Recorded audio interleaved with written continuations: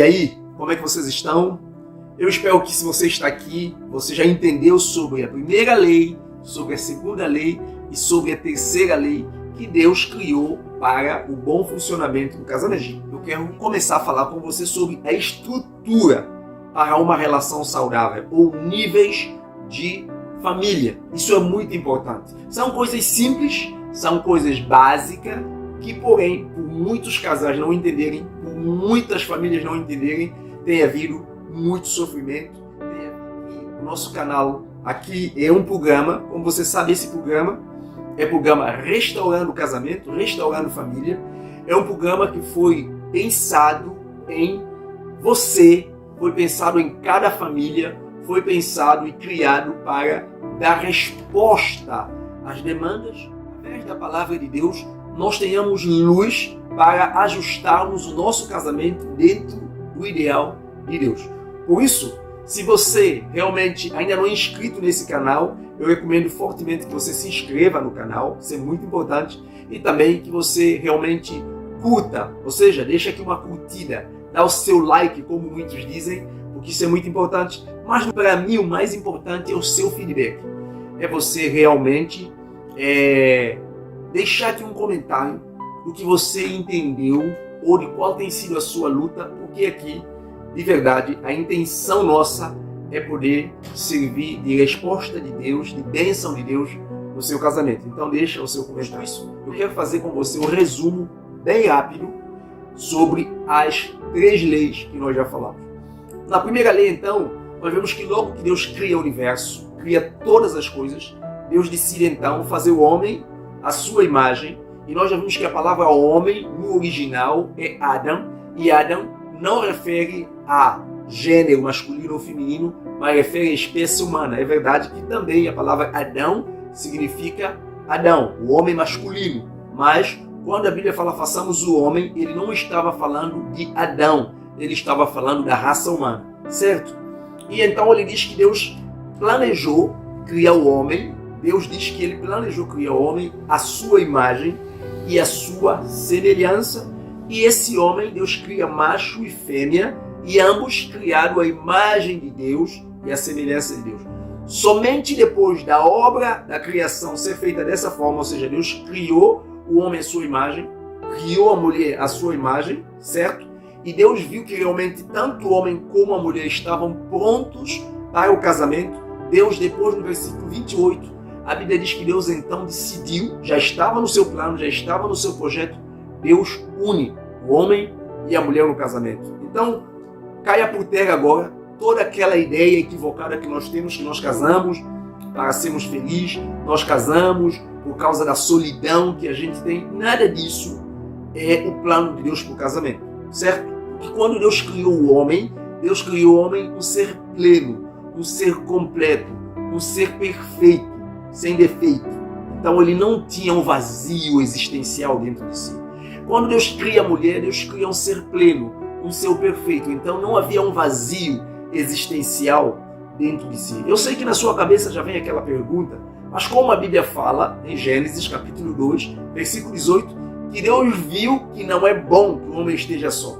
Ok, é o assunto da nossa segunda lei, mas aqui na primeira lei eu quero que você entenda esse princípio aqui e nunca esqueça disso.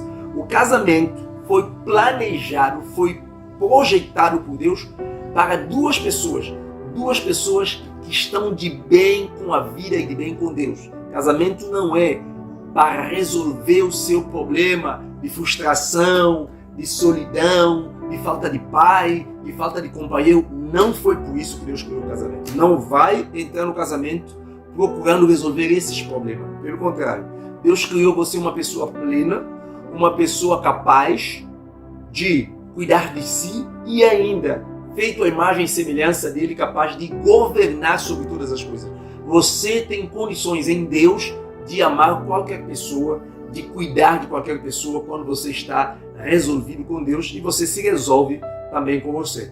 Por isso, então, a primeira lei, nós entendemos que casamento é planejado por Deus por duas pessoas que estão de bem com a vida e que estão de bem com Deus. Por isso que Deus criou você, a sua imagem e semelhança, criou o seu marido ou a sua esposa a sua imagem e semelhança. Por isso nós falamos aqui na primeira lei que Deus não restaura casamento, mas Deus restaura indivíduos dentro do casamento. Eu gosto de dizer que casamento é perfeito, porque é o projeto de Deus, mas nós, os integrantes dentro do casamento, os membros dentro do casamento, é que são pessoas falhas, que precisam sempre ter consciência disso, que elas precisam ter o pessoal resolvido, e estar de bem consigo, estar de bem com Deus, para poder, sim, relacionar-se bem no casamento. Eu já citei aqui para você, não é bom que o homem esteja só. Isso é muito importante, entender isso. Aí não está tratando da solidão, aí não está tratando de vazio existencial, não tem nada a ver com isso. É que no plano de Deus, Deus criou sempre o macho e fêmea. Deus criou a planta e criou a semente. Deus criou o mundo natural para funcionar dessa maneira. Isso se complementa e realmente faz com que o plano, o projeto de Deus se cumpra. Então entenda uma coisa, o homem e mulher só pode cumprir o projeto de Deus original, de multiplicar, de cuidar da terra, vivendo em relacionamento mútuo.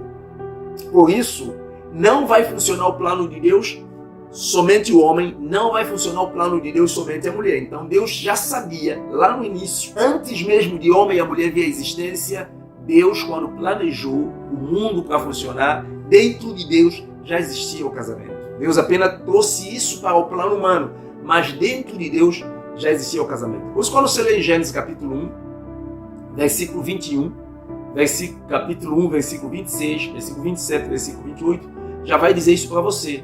Deus criou o homem, a sua imagem, criou homem e mulher, a sua imagem, e Deus os abençoou e disse ser fecundos, ou seja, já estava no plano de Deus. No capítulo 2, nós temos essa informação. Deus viu que não é bom. Por quê? No original, na ideia original de Deus, no começo, quando Deus planejou o homem e a mulher junto.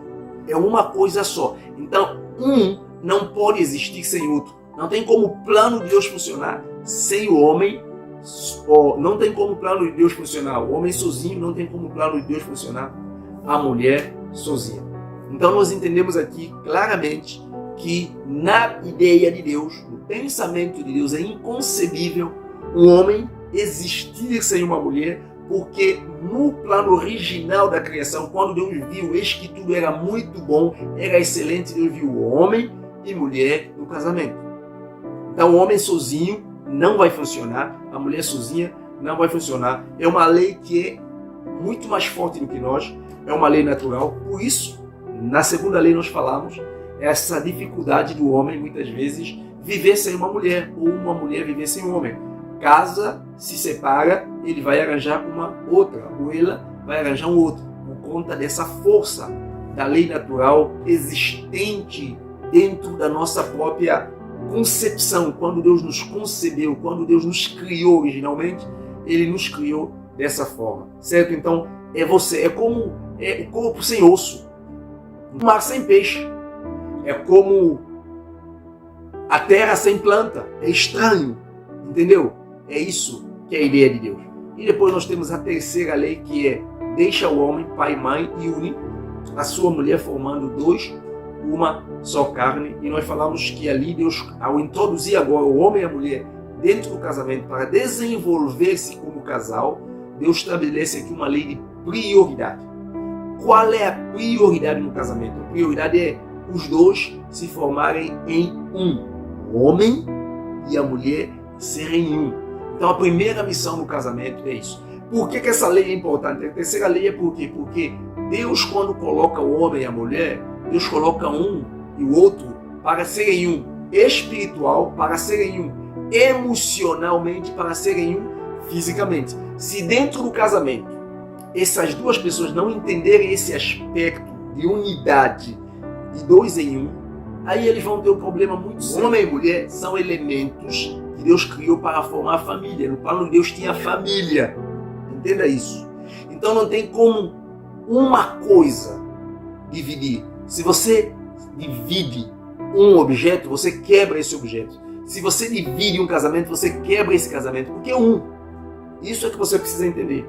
Então ali é o lugar de você construir relacionamentos emocional forte, espiritual forte e físico também forte. Aí é uma interdependência entre você e a sua mulher e é uma dependência de vocês os dois de Deus. Interdependência significa que a mulher precisa estar à altura, entender que ela tem um papel muito importante na vida do seu marido. É o marido entender que ele tem um papel muito importante na vida da sua mulher e haver essa interdependência. Não é um esperar, não é o homem dizer para a mulher eu te amo e a mulher também dizer eu também, mas é a mulher entender que ela é uma pessoa livre, que foi criada para amar o seu marido e ela pode simplesmente olhar para ele e dizer eu te amo.